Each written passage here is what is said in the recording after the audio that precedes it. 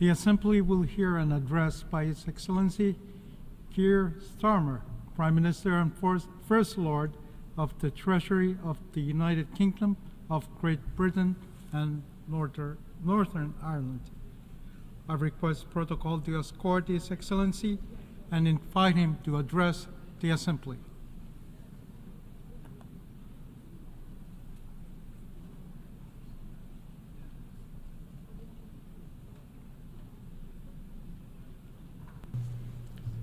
Mr. President, Your Excellencies, ladies and gentlemen, I address the General Assembly today as someone with a deep belief in the principles of this body and the value of international cooperation.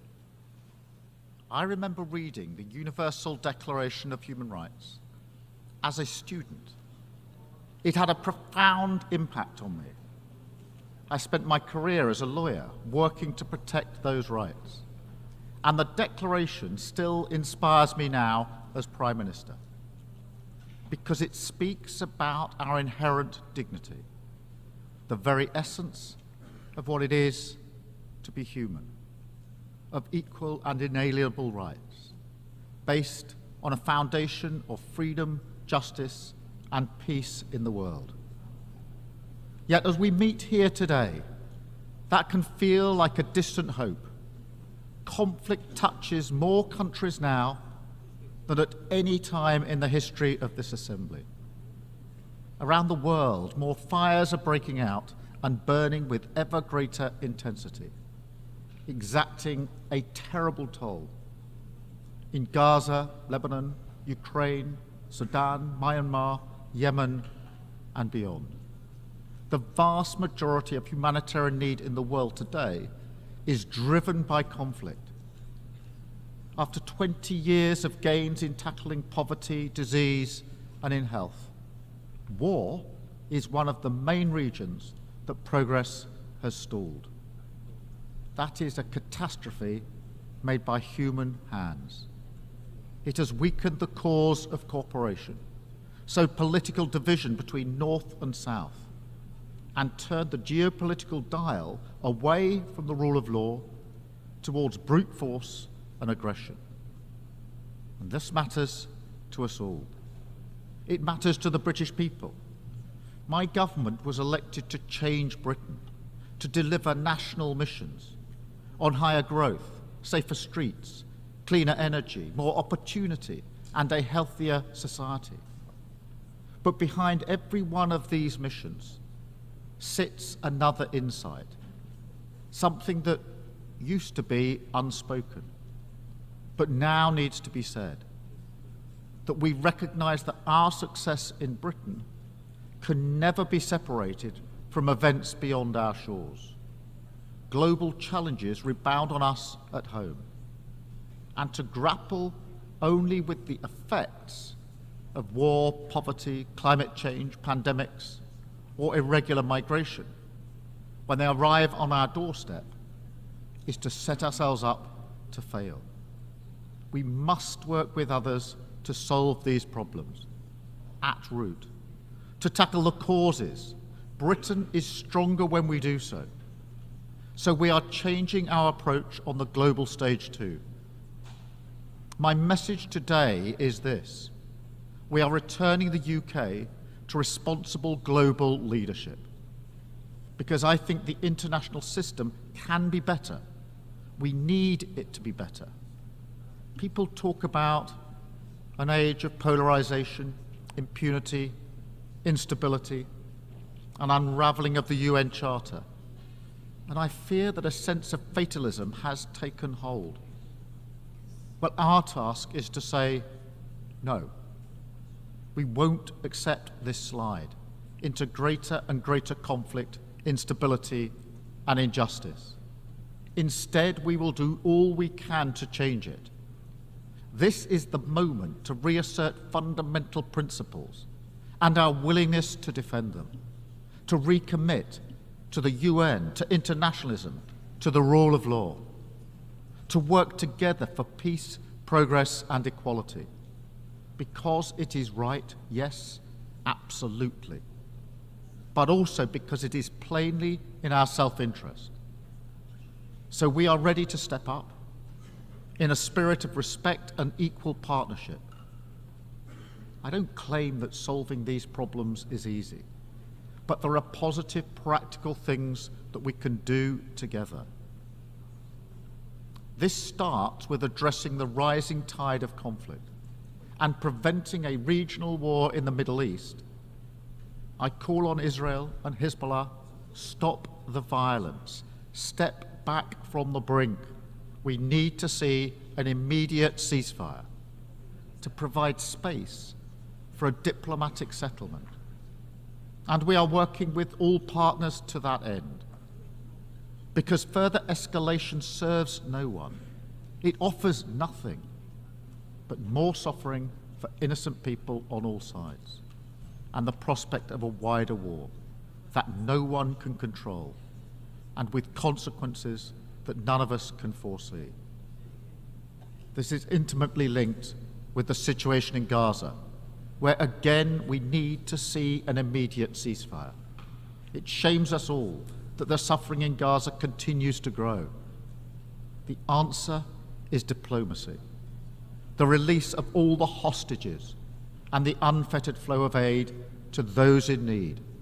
That is the only way to break this devastating cycle of violence and begin the journey towards a political solution for the long term, which delivers the long-promised Palestinian state alongside a safe and secure Israel.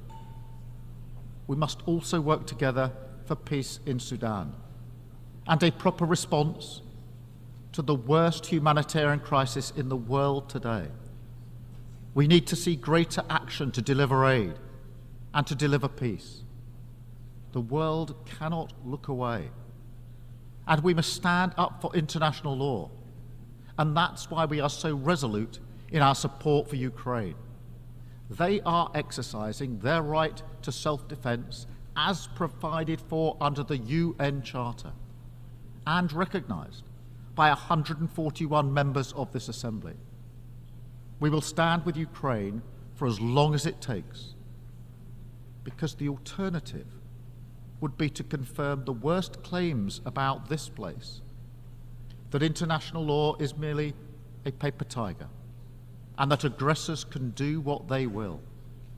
We will never let that happen, because it is our duty to respond to a more dangerous world with strength, to keep our people safe. But alone, that's not enough. That's not the limit of our responsibility. We must also work together to make the world less dangerous. And so we have to face some hard truths. The institutions of peace are struggling, underfunded, under pressure, and over-politicized. The entire framework of arms control and counter-proliferation, painstakingly constructed after decades, has begun to fall away. Iran continues to expand its nuclear activity in violation of its international commitments. Incredible new technologies like AI are being deployed for military use without agreed rules. These are difficult challenges to grip and too urgent to ignore. That's why the new Pact for the Future is so important. We must put new energy and creativity into conflict resolution and conflict prevention, reverse the trend towards ever greater violence, make the institutions of peace fit for purpose, and hold members to their commitments under the UN Charter. But again, reducing conflict is not the limit of our responsibility. Other global challenges impact us too. So we must work to get the SDGs back on track. So, Mr. President, under my leadership, the UK will lead again, tackling climate change at home and internationally, and restoring our commitment to international development. Like many of you, in a few weeks' time, I will be travelling to Samoa for the Commonwealth Heads of Government meeting, where a generation of children are having to contemplate fleeing their island of their birth for good. The threat of climate change is existential, and it's happening in the here and now. So we have to reset Britain's approach. We have lifted the de facto ban on onshore wind in England, ended new oil and gas licenses, and created Great British Energy as we become the first major economy to transition to clean power by 2030. And I'm pleased to tell you that, yes, we will meet our net zero target, backed up with an ambitious NDC at COP29, consistent with limiting warming to 1.5 degrees. And we'll support others to do the same. I know that finance is at the heart of this, so the UK will continue to be a leading contributor to international climate finance that includes supporting nature and forests, because this is vital for biodiversity and reducing emissions. And it includes funding for climate adaptation, because those who did not cause this crisis should not be left to cope with the consequences. And the UK will also continue to be a leading contributor to development, committed to returning to 0.7% when fiscal circumstances allow.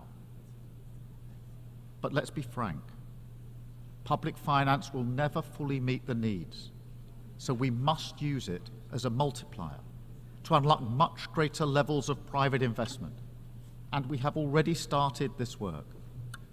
I can announce today that we're creating a new facility, the British International Investment, which will work with the City of London to mobilise billions in pension and insurance funds to invest in boosting development and fighting climate change. This is a great British innovation, and if we're going to deliver in each of the areas I've talked about today, with all the benefits that we'll bring, then this is the kind of approach that we need to take, innovating, thinking differently, moving faster, and being ready to change how we do things in three key areas.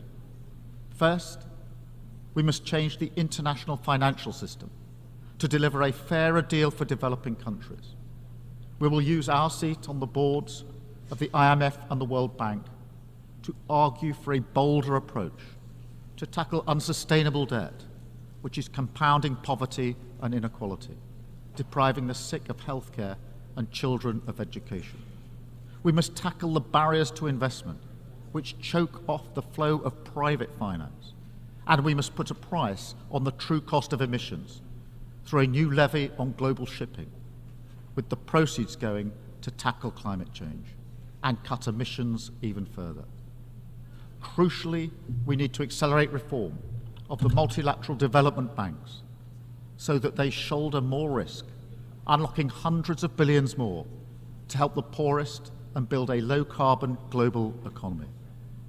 A critical milestone in the fight against poverty is approaching, with the replenishment of the International Development Association.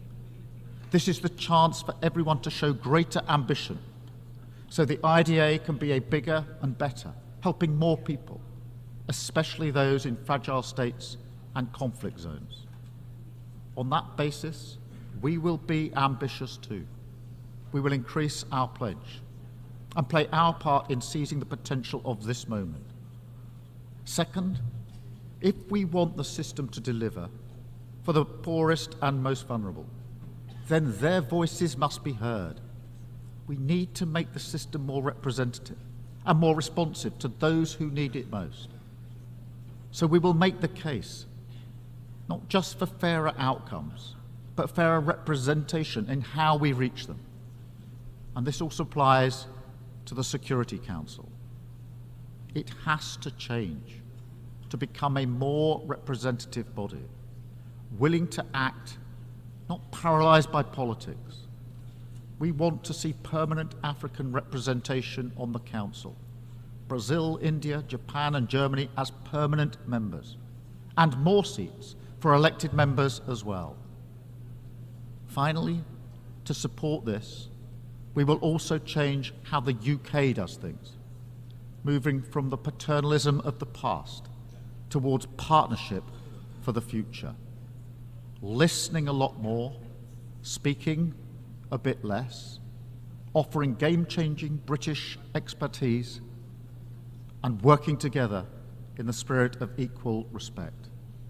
Joining the Paris Pact for People and Planet, pursuing a new global clean power allowance, standing for the new term on the Human Rights Council, and joining forces to tackle the toughest challenges, like antimicrobial resistance, preparedness for the next pandemic, and outbreaks of deadly diseases like Mpox. We are ready to work with all UN members because the scale of the challenges we face demands it, and our prosperity and security depends on it. I say it again, all this matters to Britain. Mr. President, by tackling conflict, making progress in the fight against climate change and poverty, and reforming the international system so that it's fit for the 21st century, we can realise the hope and the promise that shine through the founding documents of this organisation. Together, in all our interests, we can change direction from the dangerous, destructive path we find ourselves on and turn instead towards the rule of law, towards cooperation, responsibility and progress, towards peace. Thank you. Thank you. On behalf of the Assembly, I wish to thank the Prime Minister and First Lord of the Treasury of the United Kingdom of Great Britain and Northern Ireland.